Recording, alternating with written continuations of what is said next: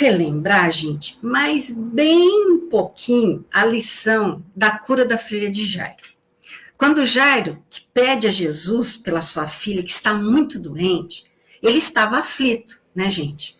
E diante dessa aflição, aparece ainda a mulher com fluxo de sangue. E o Cristo para atender. E nesse meio tempo, vem os amigos de Jairo e diz que agora não adianta mais levar Jesus lá na sua casa, porque sua filha já morreu. Então, veja, neste momento supremo de dor, Jesus diz a Jairo que não temas, crê somente. Boa noite, José Farias, boa noite, Walter Martoni. E ao pronunciar as palavras não tema, é como se, eu já disse isso, né, na quarta-feira passada, é como se Jesus pedisse para Jairo e para todos nós não colocarmos obstáculos à manifestação da misericórdia celestial em nossa vida quando estamos necessitados. E quando ele diz logo em seguida, crê somente, isso indica a necessidade de nós que estamos pedindo alguma coisa, procurar acalmar o nosso coração, elevar o nosso padrão de vibração mental para que nos tornemos receptivos a receber aquela energia que nós estamos necessitando. Seja uma fortaleza espiritual, seja uma proteção, seja a solução de algum problema, para que nós tenhamos a intuição. Por que o nosso pensamento está garelando? Aquela coisa, ai meu Deus, está acontecendo isso, está acontecendo aquilo, Senhor, não sei o quê. Como, né? Então, é isso. Nós precisamos, não temas. Não temas, crê somente. Tá? Então, é a firme confiança e fé. Mas, quanto de nós temos essa fé inabalável? Assim como Jó. Quantos de nós buscamos pela espiritualidade, pela transformação interior? Olha só, gente, tem um antigo ditado judeu que diz que você começa a procurar Deus somente quando já o encontrou. E isso, sim, né, parece incoerente, mas é absolutamente, efetivamente verdadeiro. Por quê? Como você começará a procurá-lo se ainda não o descobriu? Dentro de si. Se a gente ainda não percebeu dentro de nós mesmos. Portanto, é quando nós descobrimos Deus, descobrimos o seu amor, descobrimos a sua bondade, descobrimos a intercessão dele, é que nós vamos realmente iniciar essa busca. E é neste momento que desejamos ser íntimo dele. Mas não esqueçamos que ser íntimo de Deus, de Jesus, é preciso pensar, vamos fazer uma analogia. Como que alguém se torna um amigo íntimo nosso? Isso acontece, gente, não é aos poucos. De repente você, né, ouve falar de Deus e fala assim, mas parece uma coisa tão longe, não. Se tornar íntimo de Deus ou de Jesus é a mesma coisa de nós, quando vemos que podemos confiar em uma pessoa. Então, é preciso que eu aceite o meu amigo, que eu aceite os seus puxões de orelha, eu aceite o seu carinho, eu aceite a sua atenção, eu aceite a sua história de vida, eu aceite como ele é, eu vou procurar saber como ele é. Não é assim? É assim também que começa o meu relacionamento com Deus. E vejam, gente, desde a antiguidade, o homem vive perguntando repetidamente por que há sofrimento na vida. Boa noite, Yara. Não é assim? Então, se Deus é o Pai, então por que há tanto sofrimento? Se Deus é amor e se Deus é compaixão, mas amigos, por que sofremos? E não tem havido uma resposta satisfatória para isso. Mas, se nós compreendermos Jesus, nós compreenderemos a resposta.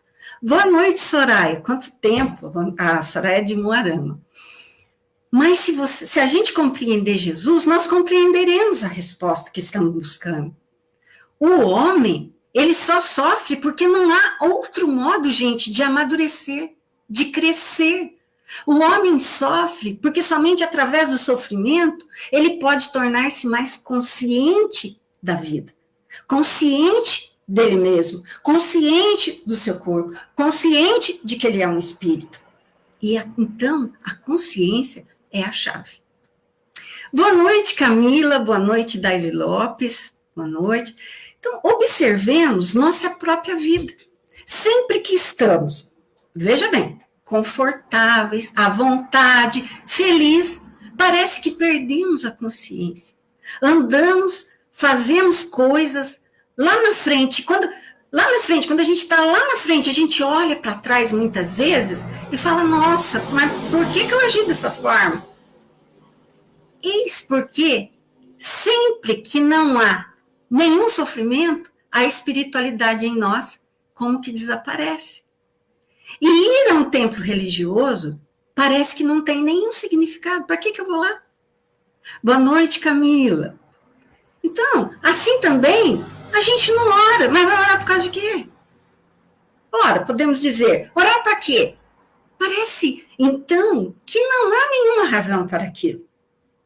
Agora, quando vem o sofrimento, que é resultado das nossas ações, ação e reação, lembra? Ação e reação, ação no bem, coisa boa, ação no mal, reação má na nossa vida. Então, sempre que vem o sofrimento, resultado das nossas próprias ações, aí nossos olhos se voltam para Deus. Nosso coração segue em direção a quê? A Ele, a oração. Eu quero ter um contato com Ele. Às vezes eu não acho que nem sou merecedor, mas eu preciso desse contato.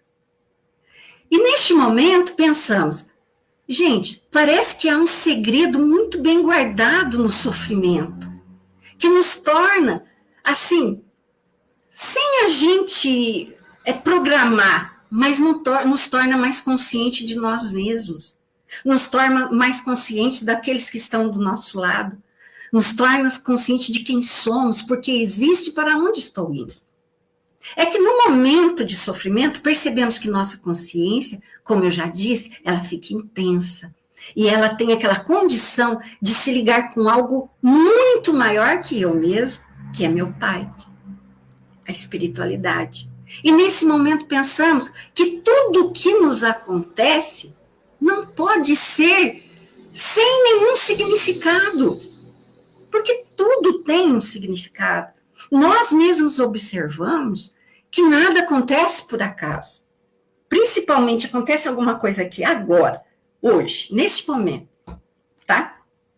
Daqui a pouco, daqui uma semana, 2 semanas, a gente analisa. Naquele momento a gente achou que foi ruim. Depois a gente analisa, a gente fala, nossa, se não tivesse acontecido aquilo, não é assim? Então, podemos até, claro, não ser capaz de compreender o significado do sofrimento. Isso é uma outra coisa.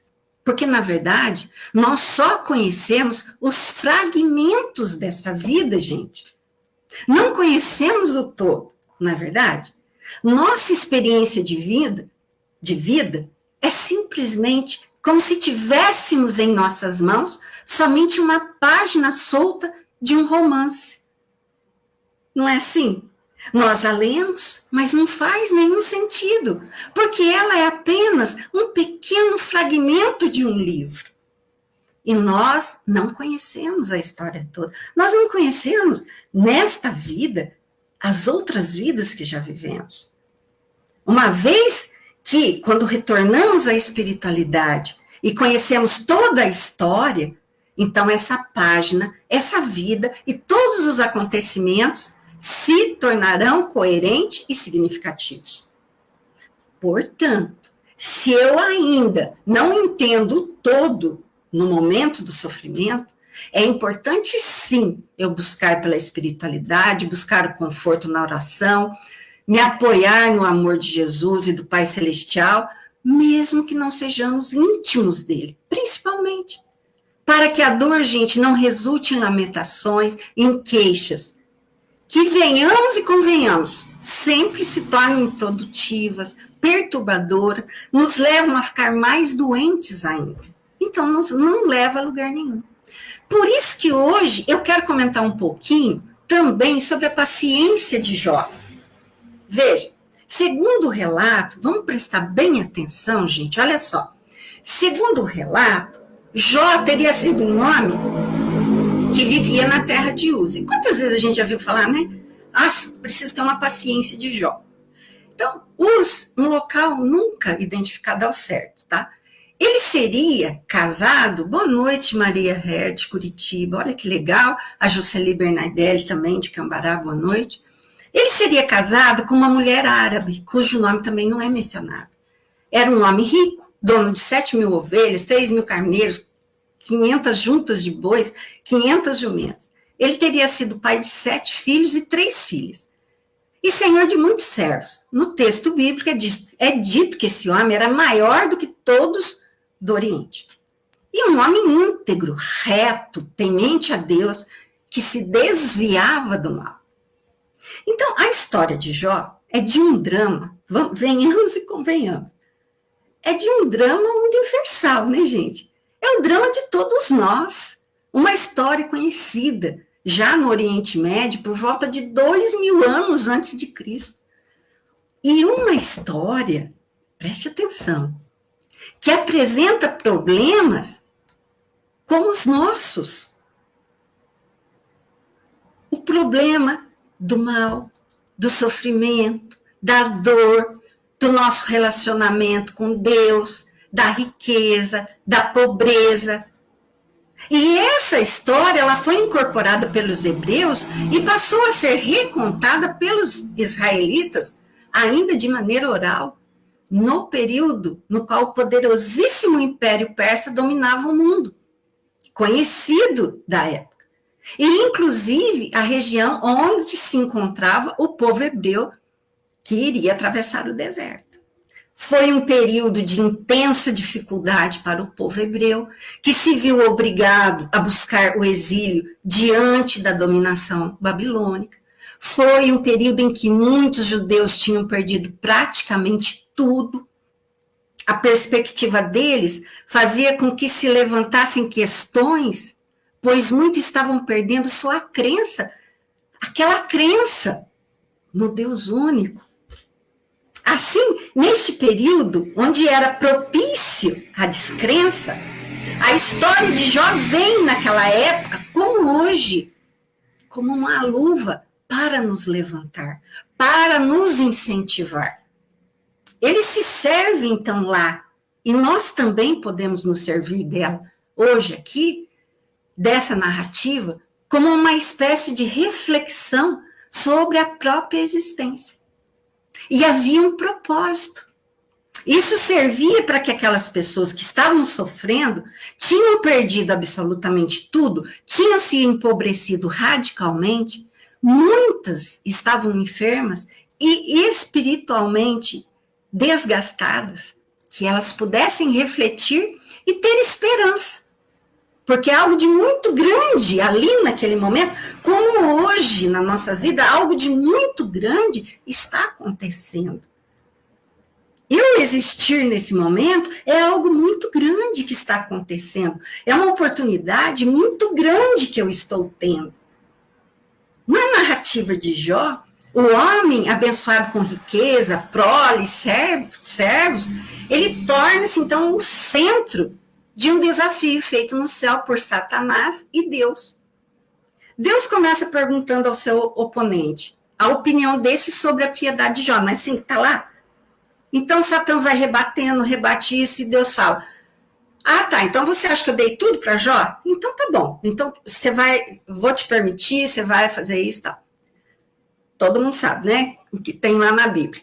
Então, tá bom, é como se Deus apostasse com Satanás. Agora, vejam bem, que nem Satanás não é nem isso que a gente pensa na tradução do grego para o português. Porém, eu nem vou discutir esse pedaço aqui, porque nesse pedaço aqui, eu quero dizer para vocês o seguinte, quantas parábolas para nos incentivar a fazer o bem. Mas nós sabemos que Deus é Pai. E jamais Ele falaria, ou Ele deixaria se fazer mal a alguém, Assim como nós não temos filhos na nossa casa, eu simplesmente vou apostar com uma pessoa assim, eu arranco o braço da sua filha, você quer apostar? Vamos apostar então. Se você tem um amor grande, você nunca nem vai passar isso pela tua cabeça, não é verdade? E Deus então? Então, diante dessa colocação, eu quero colocar uma outra, para vocês verem como que existe diversas colocações, mas eu preciso estar com a antena ligada para saber quem é o meu Deus. Deus é o meu Pai e é cheio de amor por mim. E eu gosto de repetir aquilo, né, que eu vou falar hoje de novo. Deus fez milhões de estrelas, mas conhece o som da minha voz. Sabe o meu nome, não é assim? Então, diante dessa colocação, nessa passagem, eu gostaria também de colocar uma parábola que eu vi esses dias. Se eu me enganei aqui em algum pedaço, se alguém conhece, vocês me desculpem, mas o foco é a mensagem, tá? Que é mais ou menos assim. Um homem pediu a Deus para entender o porquê do sofrimento. Olha só. E pediu muito. Até que um dia Deus o atendeu. Falou, olha, eu vou te explicar o porquê do sofrimento. Você vai entender. É difícil de entender, mas eu vou te mostrar o que é o sofrimento. Sobe naquele morro e fica, e lá naquele morro que tem aquela árvore, sobe naquela árvore. E ele obedeceu. Mas você não saia de lá, e seja o que for que acontecer, não saia de lá, não desça da árvore, não abra a tua boca, não interfira em nada que vai acontecer ali. Tá ok? Tá ok. Então ele vai lá, fica quietinho, e o homem subiu, ficou escondido lá, né? Dali a pouco um peregrino chegou e tirou suas bolsas do cavalo, né? Para descansar um pouco, seu cavalo também. E uma delas ele abriu e tinha um monte de dinheiro. Ok. Ele deixou a bolsa meio escondida e descansou um pouco. Descansando, ele saiu de novo, né? Pegou o cavalo, arrumou o cavalo e saiu. E esqueceu a mala de dinheiro. Porém, o homem que estava lá na árvore viu, né? Mas ele não podia falar nada. Você esqueceu a mala. Não, ele não podia falar. E ele ficou pensando, o que ele tinha a ver em saber o porquê do sofrimento? Mas tudo bem, se manteve firme. Daí a pouco chega um outro peregrino, fica embaixo da árvore, tomando um fôlego, olha daqui, olha dali, e vê a bolsa. Abre, está cheia de dinheiro. Ele descansa um pouco, pega a bolsa e vai embora. O que estava na árvore não sabe o que fazer.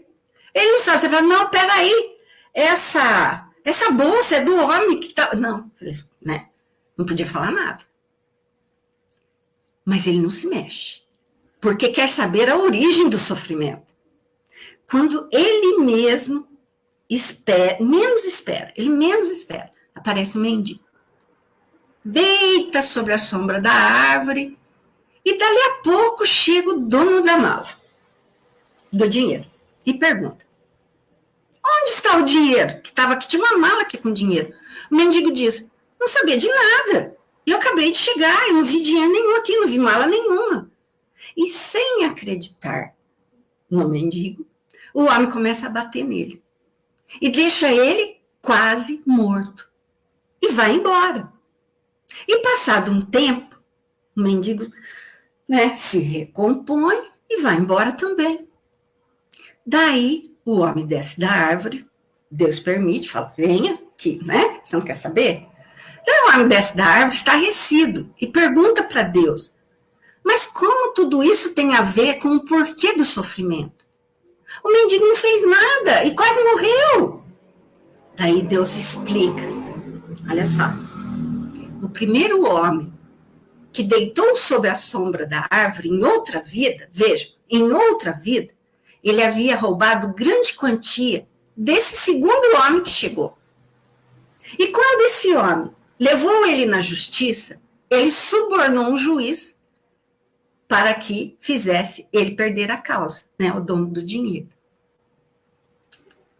Bom, então, hoje, veja, o primeiro homem apenas devolveu àquele segundo homem o dinheiro que um dia roubou.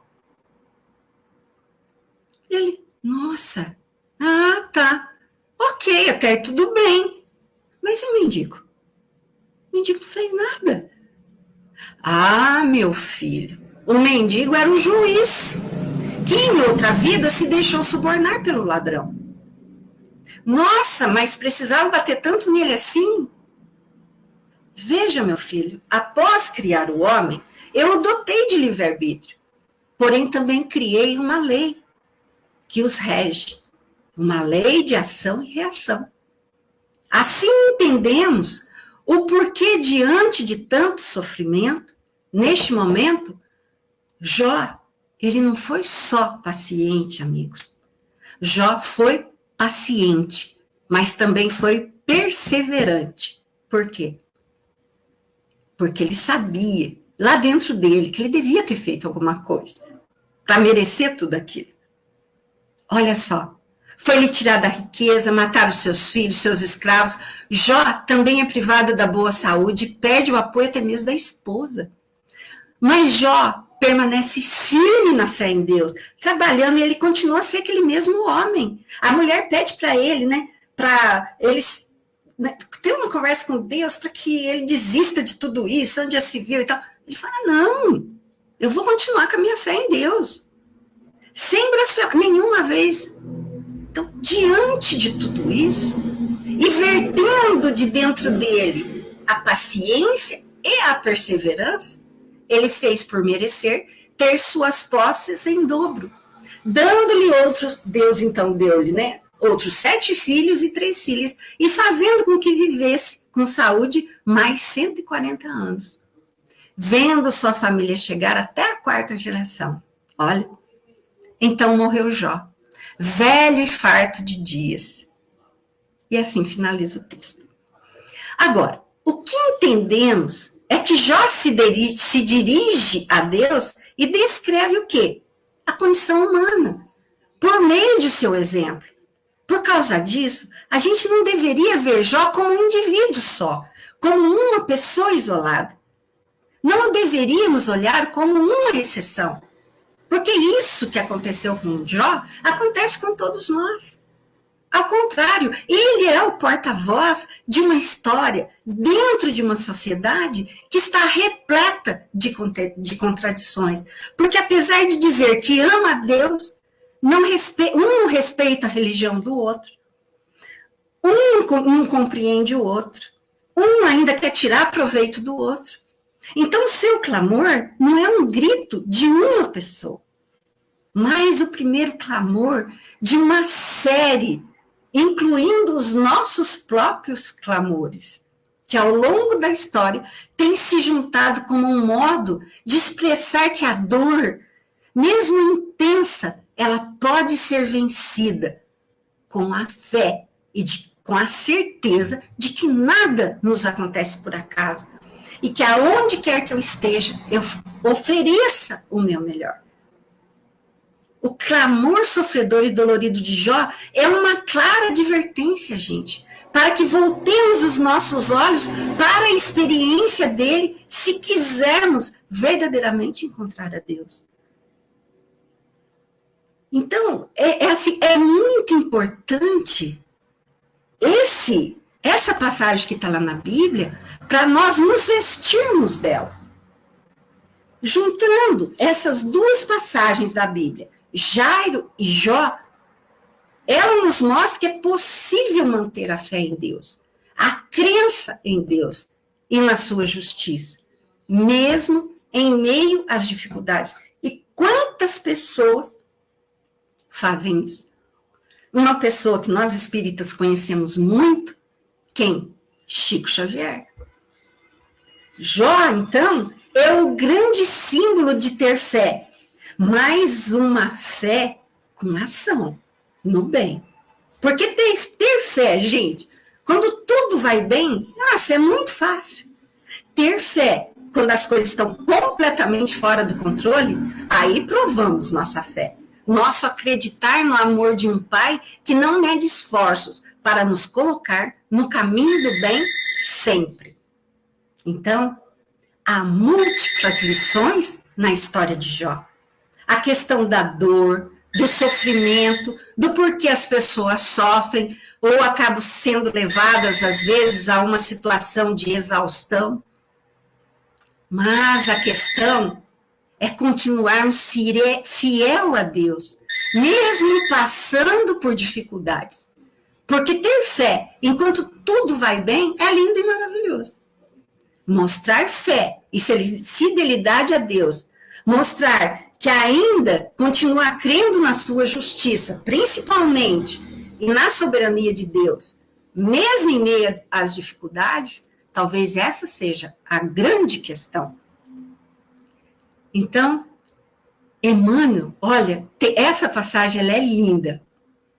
Porém, Emmanuel nos diz, através da psicografia do Chico, algo muito importante. Veja, toda vez que a justiça nos procure para acerto de contas, se nos encontra trabalhando em benefício do próximo, manda a misericórdia divina que ela retorne sobre seus passos sem data prevista de retorno. Então, gente, mais uma vez, eu também vou repetir para vocês o capítulo 4 da segunda carta de Pedro, versículo 8. O amor cobre uma multidão de erros. E mais uma vez hoje eu estou falando sobre a história de Jó, porque a minha querida amiga Jéssica pediu para que eu falasse também um pouquinho sobre Jó, sobre a questão do sofrimento. Aí, eu também achei uma prece. A prece para a gente encerrar hoje, tá? A prece à infinita misericórdia. Ela é de André Luiz, psicografada pelo Chico.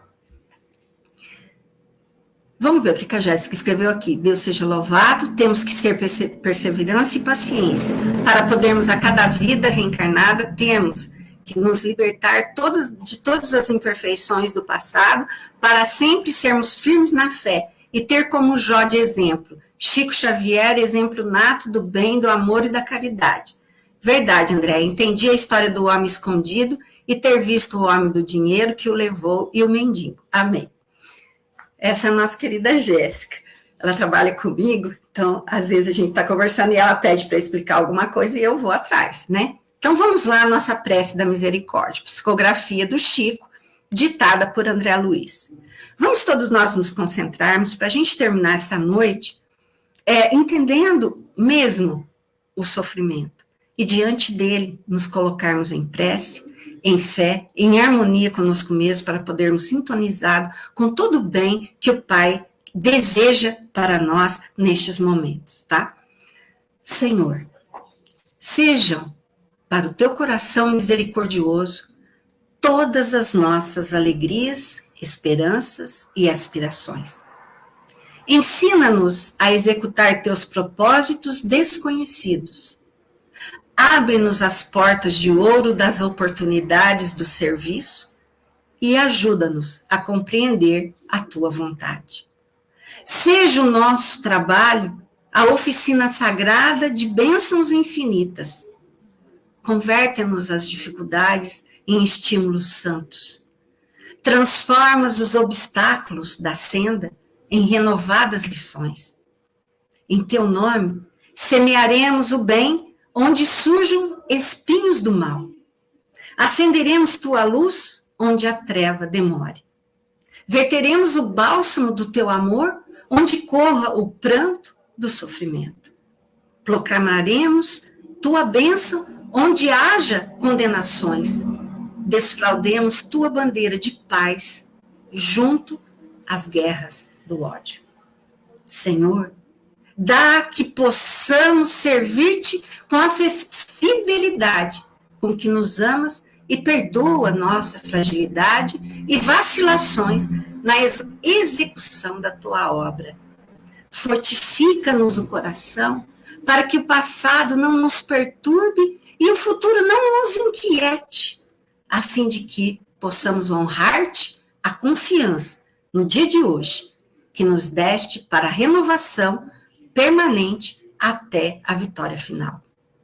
Somos tutelados na terra, confundidos na lembrança de erros milenares, mas queremos, agora, com todas as forças da alma, nossa libertação em teu amor para sempre. Arranca-nos do coração as raízes do mal, liberta-nos dos desejos inferiores, dissipa as sombras que nos obscurecem a visão de teu plano divino e ampara-nos para que sejamos servos leais de tua infinita sabedoria. Dá-nos o equilíbrio de tua lei, apaga o incêndio das paixões que por vezes irrompe ainda no âmago de nossos sentimentos, ameaçando-nos a construção da espiritualidade superior.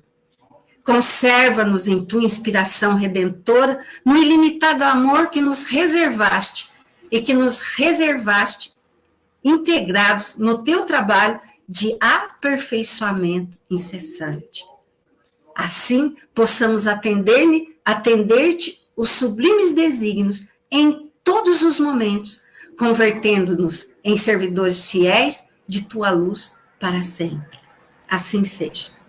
O que eu falei aqui hoje, eu tirei parte de uma publicação da BBC, tirei parte também de um livro do Osho, que se chama Semente de Mostarda, tirei parte de mensagens do Chico,